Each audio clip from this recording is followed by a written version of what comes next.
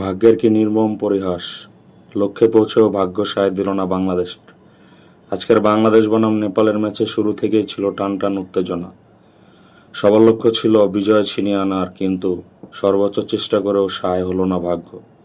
আজ ঢাকার Bangabandhu national stadium অনুষ্ঠিত আন্তর্জাতিক ফ্রেন্ডলি ম্যাচে বাংলাদেশ ও নেপালের লড়াই হয় ঘরের মাঠে, জনপ্রিয় বাংলাদেশের পক্ষ থেকেই উত্তেজনা নিয়ে। প্রথমার্ধে একটু ধীরে খেলছে বাংলাদেশ, আর ২৯ মিনিটে নেপালের রোহিত চাঁদ বাদ দিয়ে গোল এগিয়ে যায় ০-১-এ। মাঝপর্বে বাংলাদেশের এনায়াস প্রতিযোগিতা বাড়ে।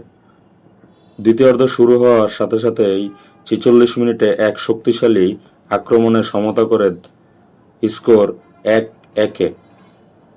৫০ মিনিটে বাংলাদেশ পায় পেনাল্টি এবং হামজা চৌধুরী সেই সুযোগ কাজে লাগিয়ে গোল করেন। ফল হয় ২-১-এ বাংলাদেশের পক্ষে, কিন্তু শেষ যোগ করা হয় সময়ে ৯০ মিনিট এবং ৩ মিনিট অতিরিক্ত সময়ে নেপালের অনন্ত তামাং একটি চমৎকার গোল করে ম্যাচকে ড্রয়ে পরিণত করে। শেষ স্কোর হয় ২-২ সমতায়। বাংলাদেশ হয়তো জয় ভেবেছিল, কিন্তু শেষ মুহূর্তে সুযোগ হাতছাড়া হয়। সাথেই থাকুন, সাবস্ক্রাইব করুন।